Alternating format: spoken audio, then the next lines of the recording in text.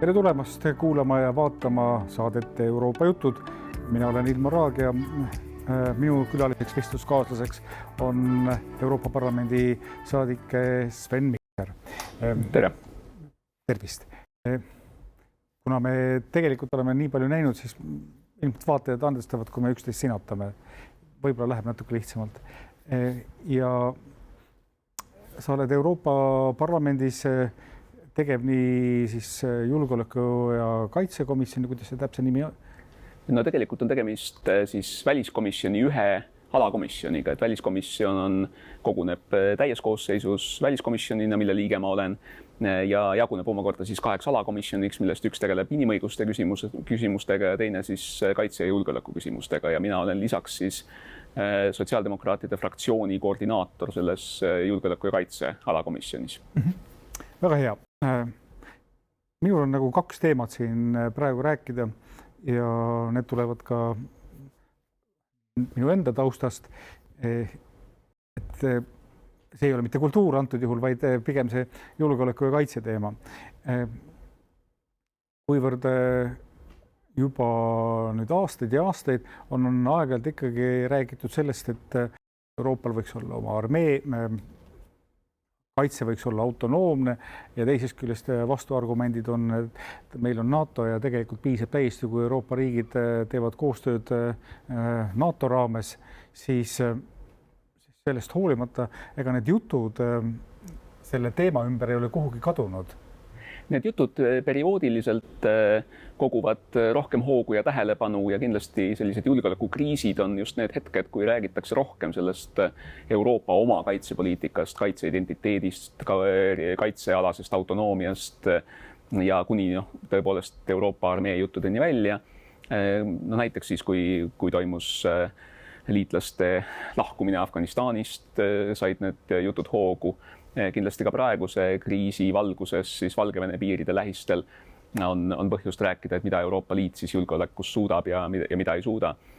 Aga need on kindlasti paljud erinevad sellised lahtirääkimist vajavad aspektid selle teema juures. Et rääkides näiteks kaitsealasest autonoomiast, et mida see õieti tähendab. Tõepoolest sellised strateegilise autonoomia teemalised jutud Euroopa Liidus said alguse kaitsevaldkonnast, nüüd on nad järgemööda laienenud kaubanduspoliitika, tööstuspoliitika ja mitme muu teemani.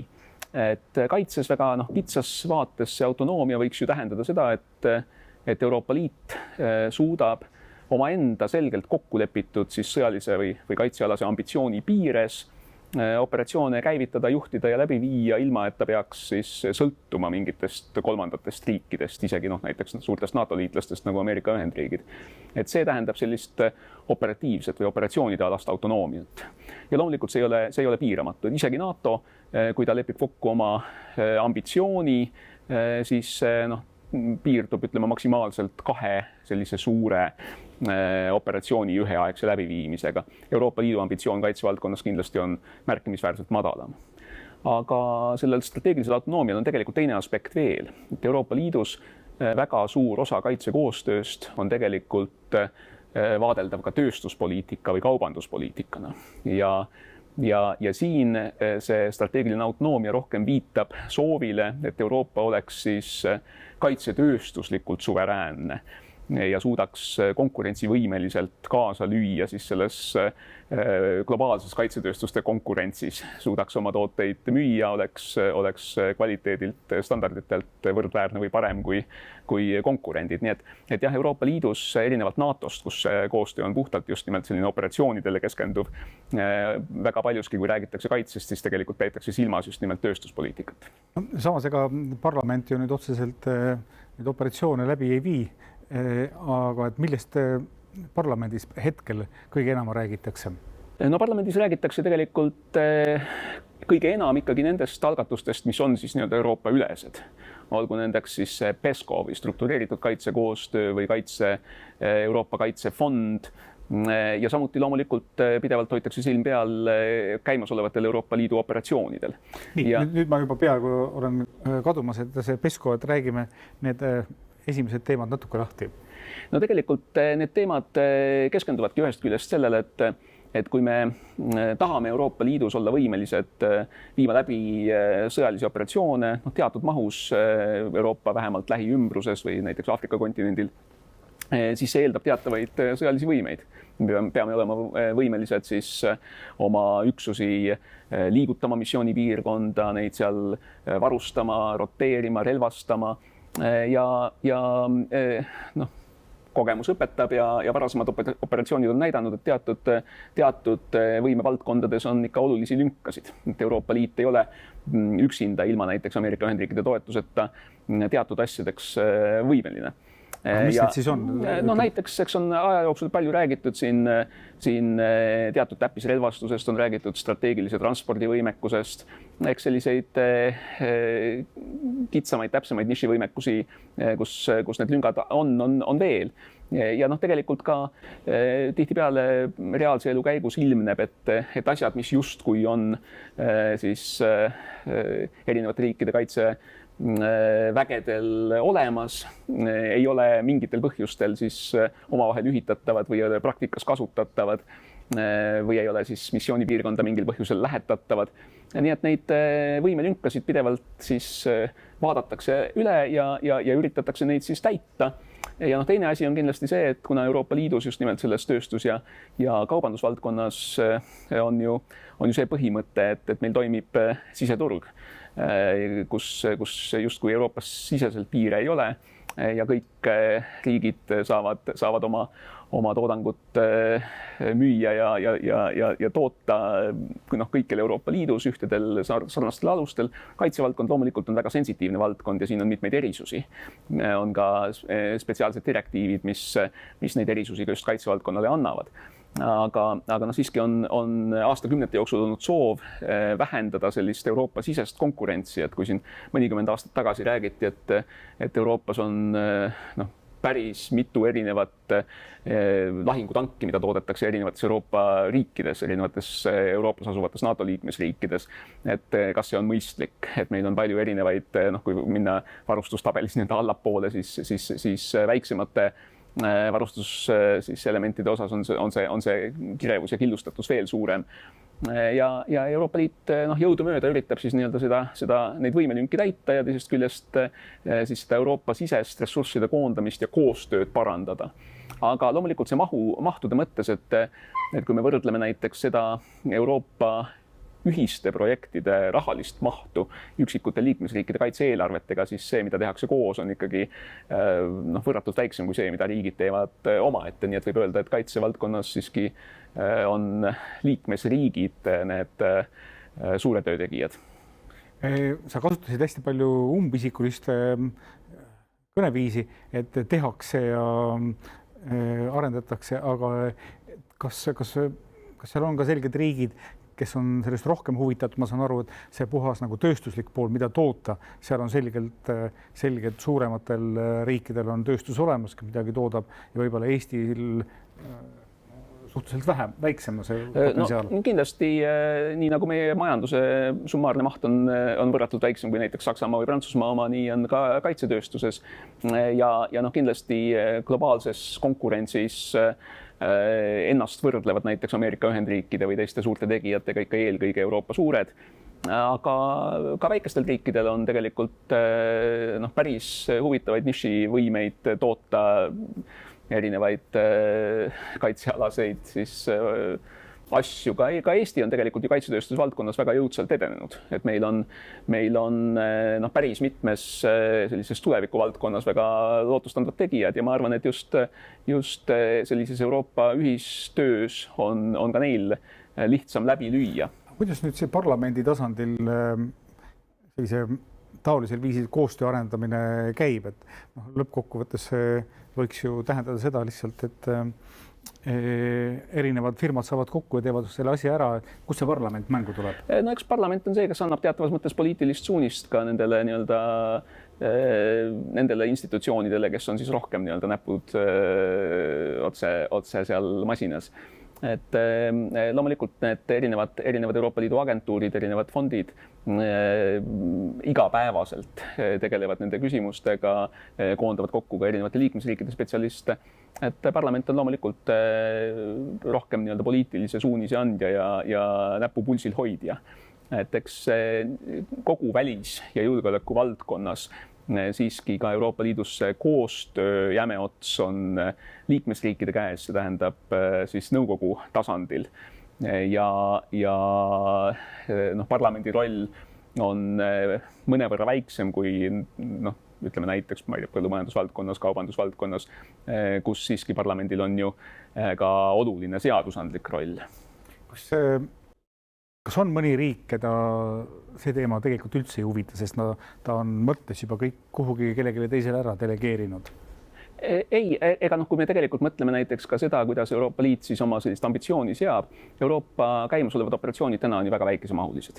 Peamiselt keskenduvad ikkagi treeningule, nõustamisele ja eks liikmesriigid ju tegelikult kõik opereerivad sellel põhimõttel, et meil on üks kaitsevägi, et meil ei ole mingisugused spetsiifiliselt NATO-le eraldatud võimed või mingisugused või üksused või spetsiifiliselt Euroopa Liidu või ÜRO missioonidele eraldatud võimed ja üksused. Et tegelikult hästi palju, nagu sa ka alustasid küsimusega, et NATO meil ju on, et milleks seda Euroopa kaitsekoostööd on vaja. Et NATO on ju tegelikult eelkõige kokkulepe teha teatud asju ühiselt, enne kõike kaitsta kõigi NATO liikmesriikide territooriume ühiselt, kui peaks neid ähvardama mingisugune väline sõjaline oht. Ja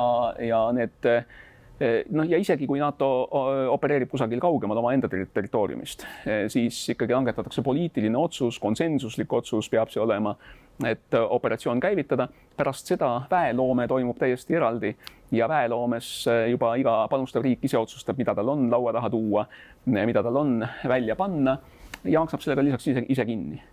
Et kui niimoodi mõelda, siis kõik need jutud Euroopa näiteks ühisest armeest lähevad palju kaugemale. Lähevad palju sügavamale riikide suveräänsuse sisse kui see, mida teeb NATO. Ja ma arvan, et Euroopa Liidul ei peaks see ambitsioon minema väga palju kaugemale kui NATOl selles mõttes, et näiteks otsus lähetada sõdureid, lähetada oma mehi ja naisi võitlema ja potentsiaalselt riskima oma elu või tervisega kusagil kaugel maailma nurgas. Et see on ikkagi üks sellise rahvusliku suveräänsuse väga olulisi koostisosi. Ja ma arvan, et ei sakslased, ei prantslased ega ilmselt ka eestlased ei ole valmis delegeerima seda õigust mingisugusele riigiülesele organile, olgu selleks siis Euroopa Parlament või mõni teine institutsioon. Aga kas Euroopa Parlamendis on praegu näha mingit fraktsiooni või mingite riikide saadikuid, kes seda Euroopa armee asja enam ajavad? Ma usun, et nende inimeste seas, kes tegelevad konkreetsemalt kaitseküsimustega, on see teadlikkus sellest, mis on võimalik, mis on poliitiliselt mõeldav ja mis mitte üsna kõrge. Ja loomulikult, kui on sellised keerulised hetked, nagu näiteks evakuatsioon Afganistanist, siis tõstetakse üles küsimus, et kas Euroopa ei peaks omama mingisugust kiirreageerimisvõimet, mis oleks Euroopa ühine ja mida saaks väga kiiresti lähetada sellistes kriitilistes olukordades. Aga ka siin tuleb endalt küsida kaks küsimust. Et esiteks, kas meil on olemas tegelikult see poliitiline apetiit, et kas põhjus, miks me näiteks Euroopana ei võtnud teatud kohustusi üle ameeriklastelt, kui nad kiirustades lahkusid. Et kas see põhjus oli selles, et meil ei olnud vastavat kiirreageerimisüksust või on põhjus selles, et meil tegelikult puudub poliitiline soov väga suuremahuliselt, väga kauges maailmanurgas, väga ohtlikus missioonipiirkonnas siis operatsiooni käivitada. Kas see on midagi sarnast, mis on praegu Malis, kus põhimõtteliselt Barkhane, siis Prantsuse sõjaline operatsioon tahab ennast vähendada ja osaliselt siis asendada siis Euroopa jõuga Takuba nime all seal koha peal ja tundub, et eurooplaste huvi selle asja vastu väga suur ei ole. No eks jah, võib-olla siin Euroopa lähiümbruses on teatavad sellised traditsioonilised rahvuslikud huvid ka Euroopa Liidu sees väga märkimisväärsed, et on teatud regioonid Aafrikas, mille suhtes endine koloniaalvõim Prantsusmaa tunneb teatavat sellist kõrgendatud vastutust ja loomulikult ka tunduvalt suuremat poliitilist huvi võib-olla kui ülejäänud Euroopa Liidu liikmesriigid. On mingid teised regioonid, mis on südamelähedased mõnele teisele riigile. Aga jah, see Euroopa ühine operatsioonile lähetumine on käinud tegelikult ju siiamaani ikkagi üsna sarnaselt sellele NATO põhimõttele, et ikkagi riik, kes omab mingeid võimeid ja on valmis neid lähetama, siis ka väeloomekonverentsil deklareerib, et tal selline võime ja soov on. Ja pärast seda siis ta maksab ka selle lõbu ise kinni. Et kui rääkida mingist üle-euroopalisest pidevas valmiduses olevast üksusest, et siis mulle meenub, kui omal ajal oli Ameerika kindral Jim Jones vist NATO Euroopa vägede ülemjuhataja ja NATO laudade taga räägiti väga kirglikult vajadusest luua NATO kiirreageerimisjõud, mis oleks 5-päevases valmisolekus, siis ütles tähtis kindral, et vaadake, sellise väe loomisel või sellise üksuse loomisel on mõte olemas, kui eksisteerib ka mingisugune otsustusmehhanism, mis lubab poliitilise otsuse langetada 5 päeva jooksul. Sest vastasel juhul on tegemist lihtsalt kolossaalselt suure raha raiskamisega. Et eks sama põhimõte on ka Euroopas, et kui me tegelikult sellise pidevas valmiduses oleva Euroopa kiirreageerimisjõu loome, siis see ei ole mitte odav lõbu.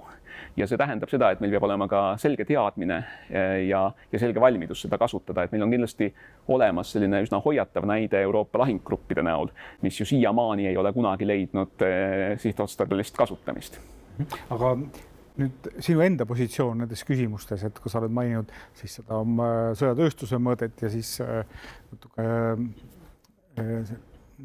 operatsioonide mõõdet, et mis sa arvad Euroopa armee suhtes, sa vist ütlesid, et sa ei näe sellele tähendust? Ja, ma ei näe poliitilist võimalust ega märkimisväärselt liikmesriikide soovi tegelikult luua midagi, mida võiks päriselt nimetada Euroopa armeeks. Sa mainisid praegu, et sa ei näe võimalust, aga mis su enda arvamused? Seetõttu ma ei näe ka mingisugust vajadust seda teemat kuidagi tagant lükata. Et ma arvan, et selline koostöö põhimõte, kus ollakse valmis teatud oludes ka võib-olla näitame üles sellist konstruktiivset erapooletust riikide poolt, kes ei soovi mõnes missioonis osaleda, kus missioonide käivitamise otsus langetatakse poliitiliselt üksmeelselt ja seejärel riikidel, kes tõepoolest ei saa või ei soovi panustada, on võimalus ka nii-öelda mitte panustada. Ma arvan, et see on päris mõistlik ja ratsionaalne, et see ei ole mitte juhuslikult niimoodi kujunenud NATO-s ja Euroopa Liidus, vaid sellel on ikkagi omad väga sügavad poliitilised põhjused ja siiamaani on see töötanud. Aga loomulikult, et eks me oleme näinud sellist missiooni väsimust, et kui on selja taga mõned mitte eriti edukalt kulgenud, väga pikale veninud ja massiivsed ja suurte kaotustega seotud operatsioonid, siis valijate poliitiline soov ja sealt lähtuvalt ka poliitikute poliitiline soov uuesti minna kuhugi kaugele määramata lõpuga operatsioonile on pika aja jooksul madal. Ma saan aru, et ega kogu maailm on praegu mitmes kriisis korraga. Aga seoses sellega, kas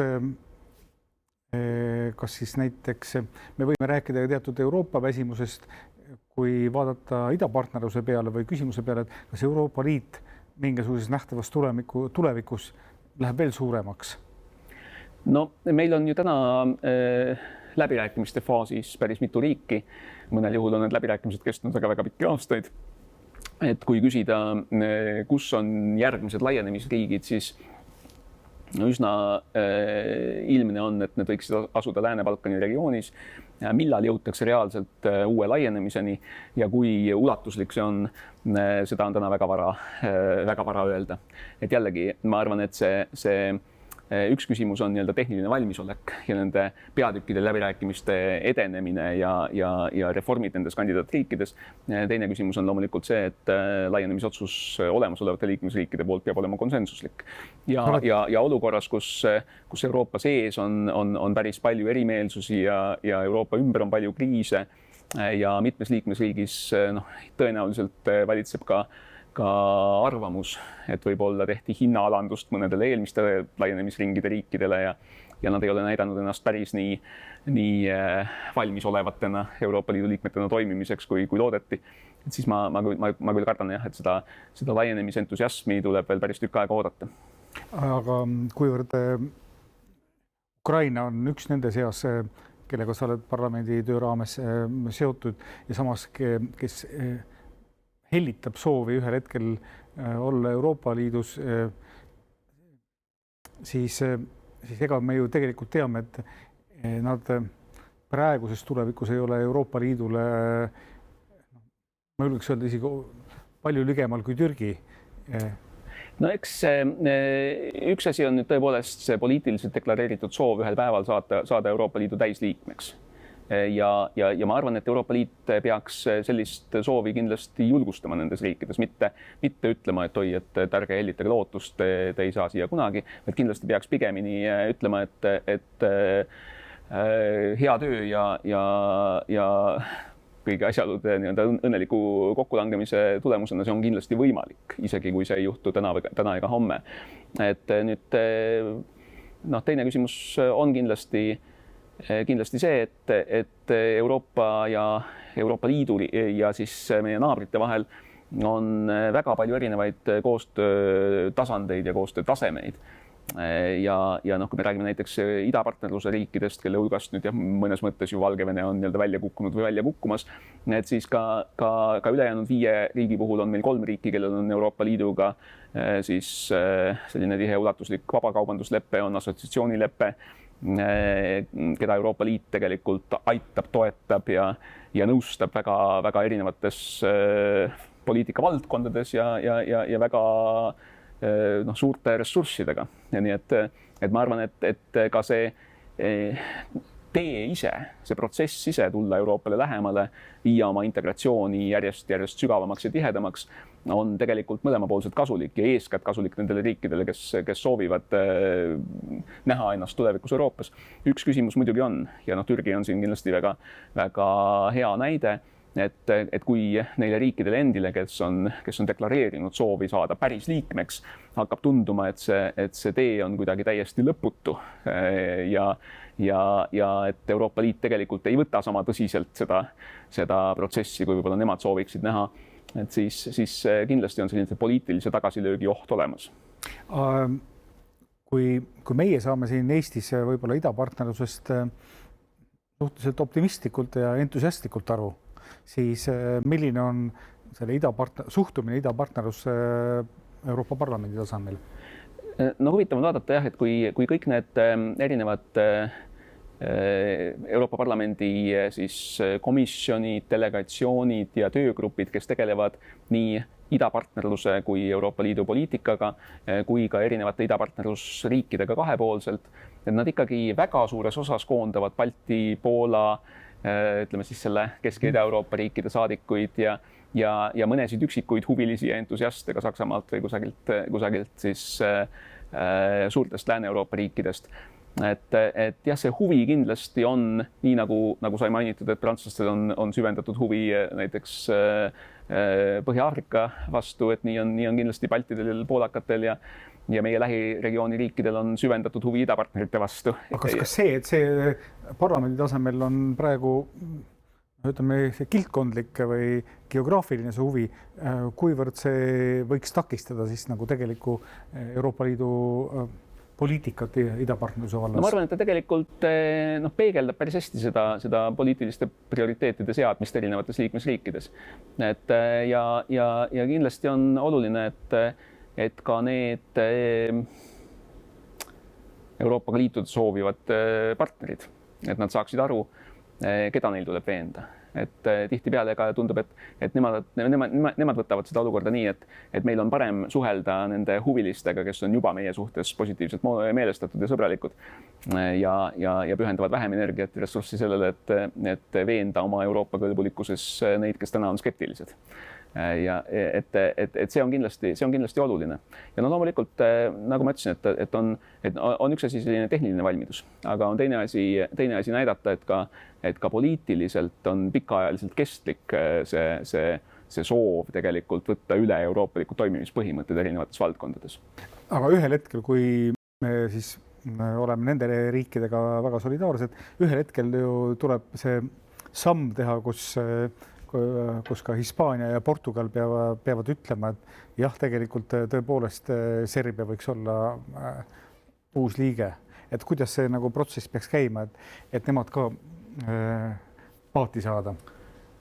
No ma arvan, et üks ongi see tehniline läbirääkimiste ja sõelumiste protsess, kus valdkondlikult vaadatakse kõik poliitikavaldkonnad läbi, kas ollakse nii-öelda tehniliselt võimelised Euroopaga ühte jalga käima, kõiki neid ühiseid poliitikaid jõustama, kõiki ühiseid reegleid täitma.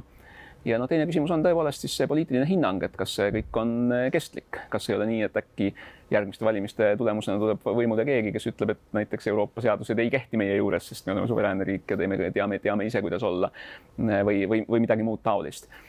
Ja see kindlasti on raskem osa võrrandist, et veenda olemasolevaid Euroopa Liidu liikmesriike, et tõepoolest on see valmidus Euroopa riigina toimida ikkagi pikaajaline ja jätkusuutlik. Meie siin Eestis vaatame idapartnerlusele selles vaatenurgast, et need, kes sellega tegelevad, on kaelani asjaga sees ja meile tundub, et me oleme nagu kõvad tegijad ja seda enam, et meie partnerid nendes riikides kiidavad, et neil on hea meel eestlastega koostööd teha, aga kui me läheme nüüd natukene eemale, siis parlamendi künka otsast vaadates, kes seal Euroopa Liidu idapartnerluse poliitikas põhitegijad siis on? No eks me oleme kindlasti seal olulised tegijad, et siin ei ole mingit kahtlust, et meie selline poliitiline huvi selle regiooni edenemise vastu, ka meie arusaam, et me oleme tegelikult teatud geopoliitilises võistluses siin oma enda suure idanaabriga, et kuhu poole need riigid siis ikkagi lõpuks kalduvad, mõned neist riikidest.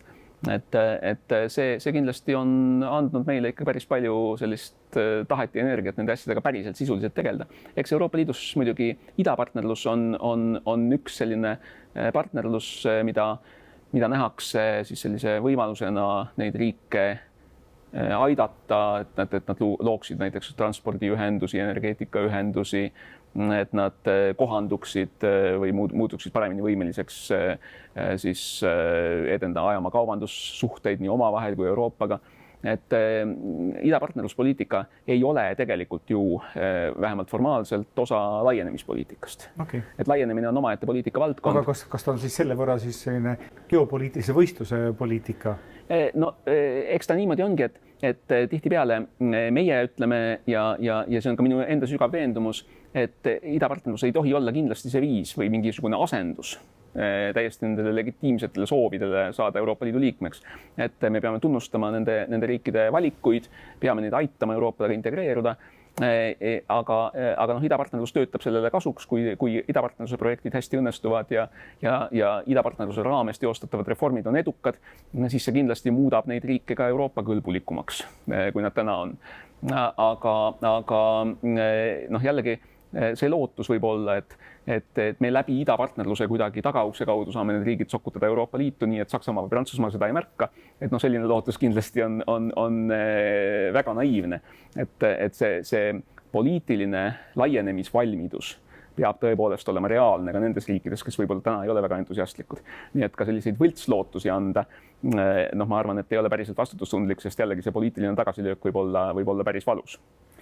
Nii, aga ma arvan, et mina ei arva, aga Kell ütleb selle peale, et meie tänane vestlus siinkohal lõpeb. Ma peaksin selle nüüd kuidagi kokku võtma ja palun ütle, kas ma teen õiged jutupunktid seal lõpus, et kõigepealt on Sven Mikser meelt, et Euroopa armeed ei ole väga mitmel põhjusel vaja ja see ei ole ka üks teema, mis oleks Euroopa Parlamendis väga selgelt saanud heakskiitu, küll aga toimub kaitsekoostöö väga erinevatel viisidel ja üks nendest on näiteks kaitsetööstusealane koostöö, mis on kõikidele riikidele nii ehk naa kasulik ja seal on, kui ei midagi muud, siis teemaks kas või formaatide ühtlustamine.